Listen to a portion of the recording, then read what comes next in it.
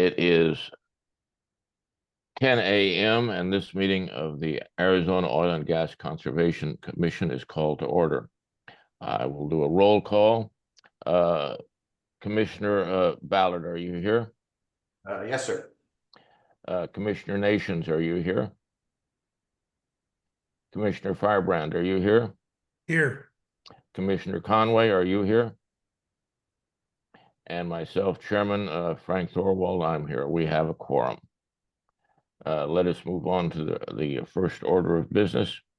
Administrator Schmidt, would you start us off?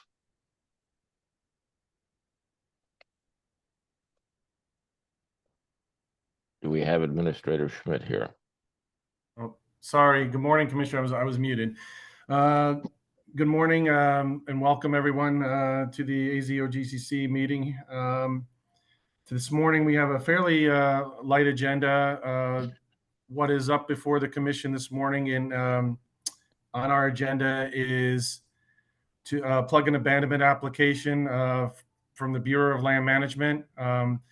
They are going to try to plug an orphan well. Well, not necessarily try, they should be able to do it, but it is a well on federal land.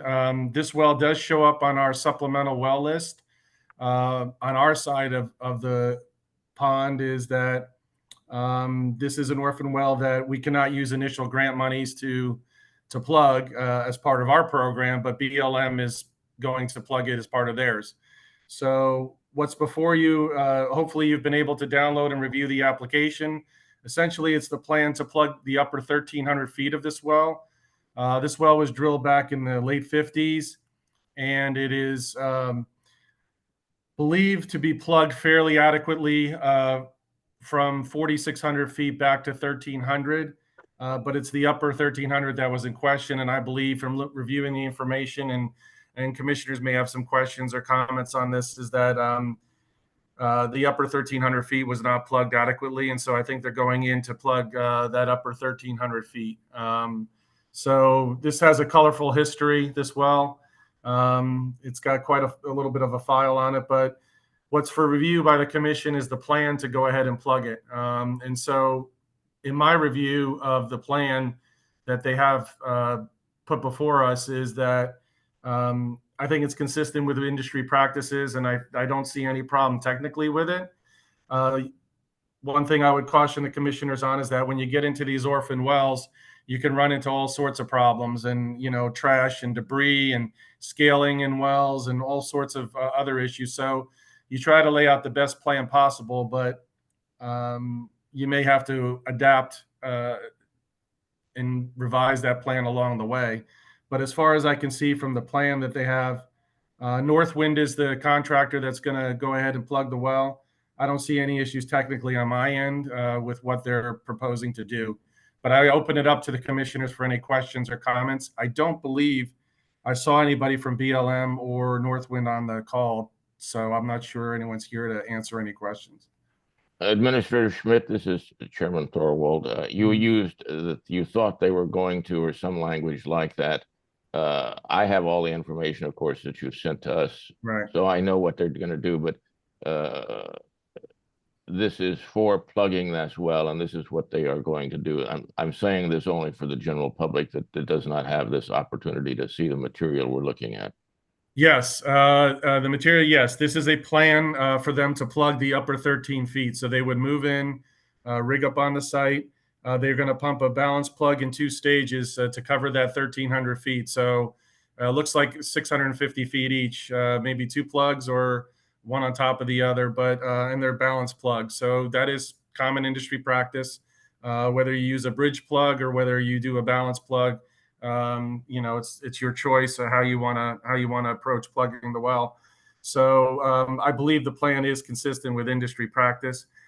Typically, also commissioners in our approval letters, when we do send approvals, or if there is comments based on maybe not approving it, is we'll send them on approval. We always send them basic rule requirements. So the way they finish the well off, with the marker and with the plate and with all of the information. So we always include some of that language from rule in our approvals that reminds them that they have to be consistent with what we're doing, on our side and rule.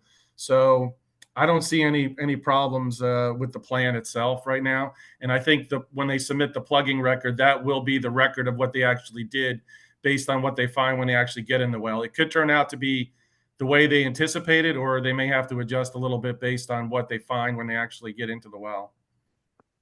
Administrator Schmidt, where is this well located? It's in Mojave County. Okay. Yeah. Commissioners, do you have any questions for the administrator? Mr. Chairman, I have a question. Is this a parallel permitting process? I would think the BLM would also have their own internal requirement. I guess it's their abandoned well or program that's paying for the procedure. So I just haven't seen one of these in a long time. Do we think that this is a parallel permitting process? Yeah, I think I think BLM is managing the whole process, and so I think it is to do our due diligence. I think they're cognizant of that. There's state requirements as well, and so I think that's what they're doing. They're doing their due diligence. So I think on their side, they're managing, right, Commissioner Ballard. They're managing it on their end. So we haven't seen any applications or anything they've done to BLM, but I would imagine it is consistent with what their requirements are too, because BLM is managing it's part of their program. Yes. Oh, okay. Thank you. Yeah. Is there any other questions for Administrator Schmidt? I have a question, one additional question. Yeah.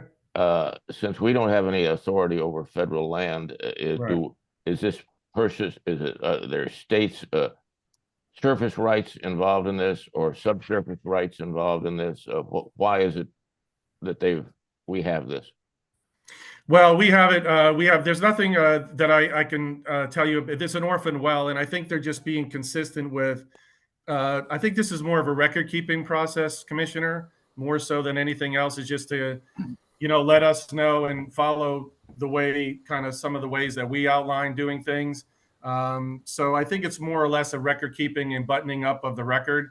I don't think it's necessarily related to anything that we would have authority over or anything, right? Since we don't have authority over the federal land. Yeah. Okay. And I forgot to mention that we have our AG's representative, Jeffrey Cantrell, with us. Yes. Jeffrey, since this is federal land, we don't need to vote on this, do we? We have no authority there. You have no authority to do it, but if you want to vote on it, at least indicating that you have no objection, that might make a nice little annotation to the record. Okay. Commissioners, does anybody wish to make a motion on this? Well, Mr. Chairman, I'll make a motion that the Arizona Oil and Gas Conservation Commission approve the application by Valen Oil, to plug the Valen Oil federal well by the BLM at this point. Thank you. Is there a second? Bill, second. All in favor, say aye. Aye. Aye. The ayes have it. Is there any nays? None. Moving on to the second item on the agenda. Administrator Schmidt. Yes, the second item, item B, 2B, is accessing meeting agenda and attachments. Okay. So I'm going to try to ask Holly or Tracy to help me present, if you could, on this. If not, I could probably present my screen if I had to. What we wanted to do is to show the commissioners kind of where, and the public, where you can find some of the information that we post relative to meetings, public meetings, and then also the documentation for download and the links for download. So we're going to try to pull up the Arizona Oil and Gas website here to be able to see where we post, just to show you the links of where we post some of that information. I could see it there. Yep. So you can see right here if you actually need to contact us. But then to the right, you see the public notices and meetings links. So you can able to click on those links and access, what meetings are upcoming, and then also when you get to that meeting notice, you can also download the information that is attached to the meeting notice. So if we were to click on some of those links, we could show you how that zips us off from our website to where those meetings. So here you can see the public meeting notices, and you can see the virtual public meeting for today. It says view details. So when you view the details, you can be able to note the time, some of the meeting ID and the links to the meeting. But then if you also go down below, you can see the documents. One is the agenda, which you can view, and then you can also download the attachments. So you would have access to those attachments, and the public would have access to those attachments. So you can see that when you click on the links, you can actually pull up the actual documents themselves. So it's really kind of a neat little process. It's pretty simple to follow. And then if there's any questions, you could always contact the administrator or the program through the administrator phone number below. And then parallel to the AZOGCC site that we have there, also this information is copycatted onto the ADEQ site as well. So there's a permits and process page on ADEQ's website where we would post the same kind of information.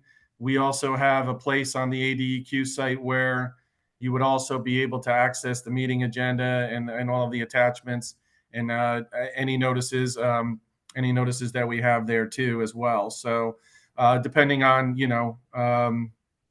where what you're looking for. So you could go to the programs up top and you can look up the Orphan Well program. So if you wanted to get information on that as well, you could do that. In other programs, you just have our oil and gas and the Orphan Well program there, and then our contact information as well. And so one of the things we want to make sure is that we have in both places information that tells us about the meetings, meeting times, and the agendas, and having the information to download, such as permit applications and like the application for P&A you got today, and then any other information that would be subsequent submittals that we would get on those things. So that was just a quick kind of overview. I just wanted to let you all know that if you have any problems getting anything through email, because we also will email you as well, commissioners, that information. But we also want to make sure you know that you could just go to the website and you can find it very easily if you needed to. And that's kind of all I had about some of the website information, unless there's any questions or any comments from the commissioners or anybody.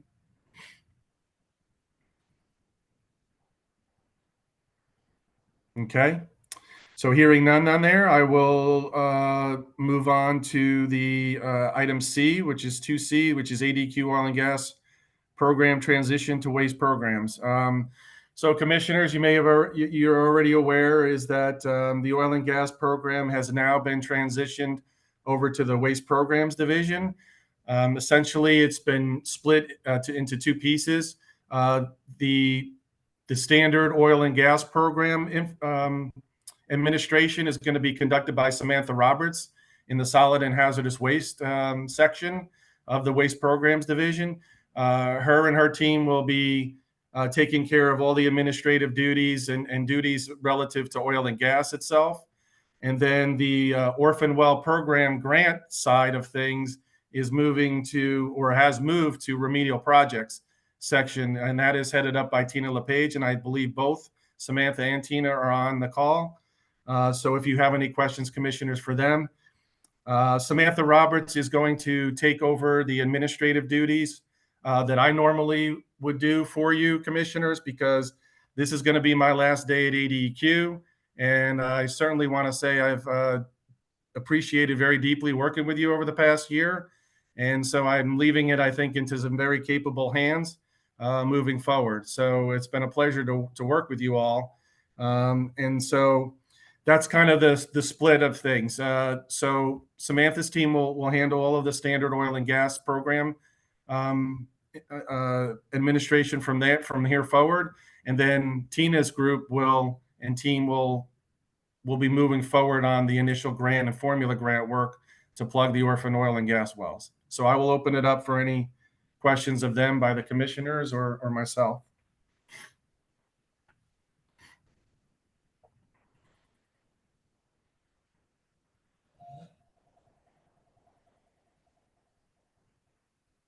If I may, can I address the board?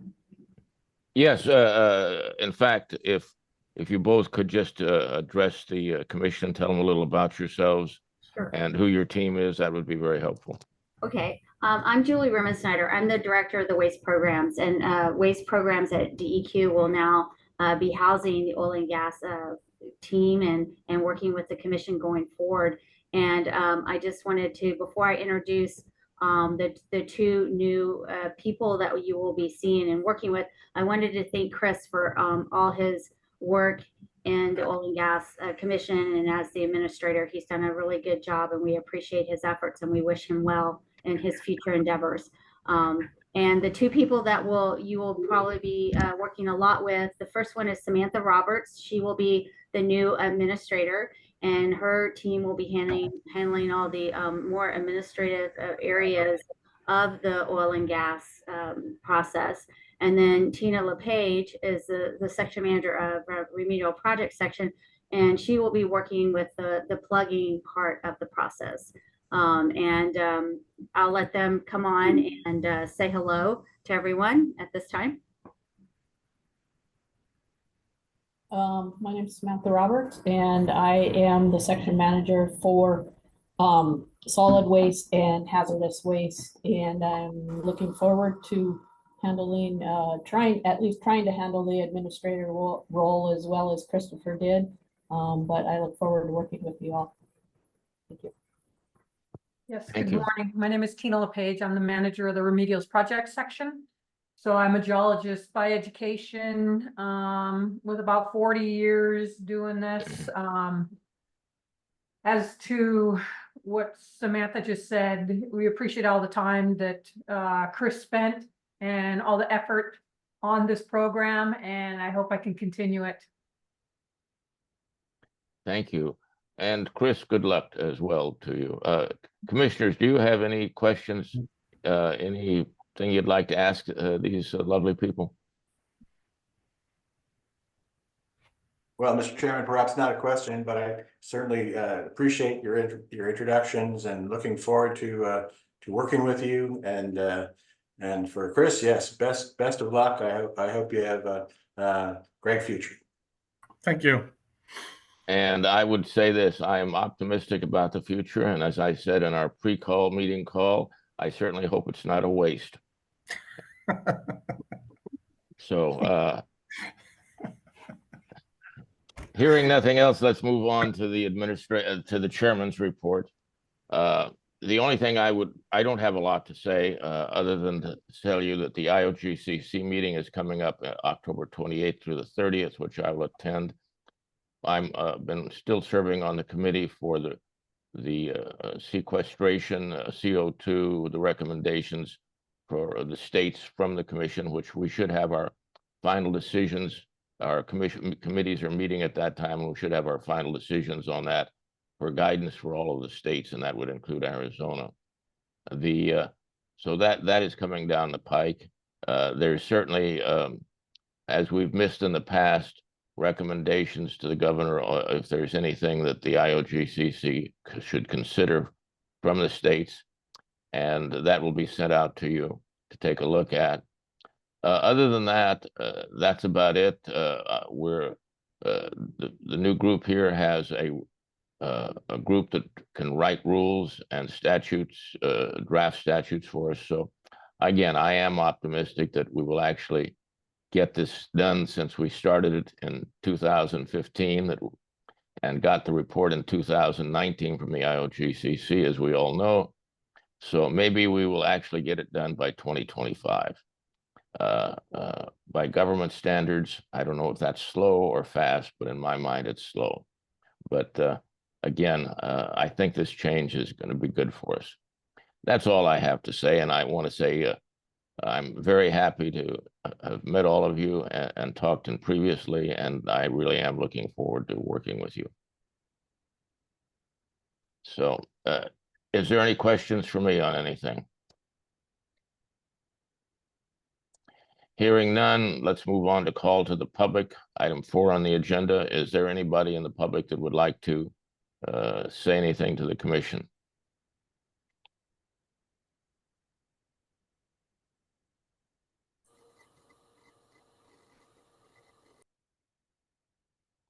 I'll give it a moment, so if somebody wants to call in, they can.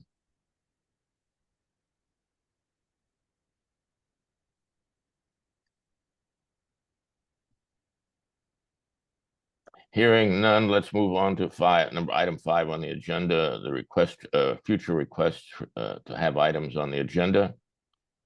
Commissioners, what would you like to see on the agenda, our next meeting agenda?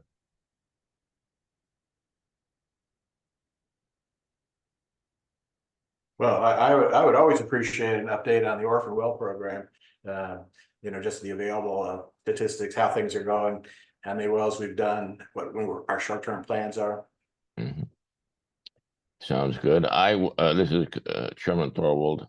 I will remind everybody, we always need to say who we are for the record, since this is a video, who's speaking. But I would like to see an update on where we are with the rules drafting, and where we expect to be going with that, and what the time frame for that is. And anything else on the website, where we are with that, as well as the database and where that is processed. We've been doing with the geologic survey and with the contractors from the Water Protection Council, Groundwater Protection Council. Is there anything else? Is there any announcements moving on to item 6? Other than the big one we just had?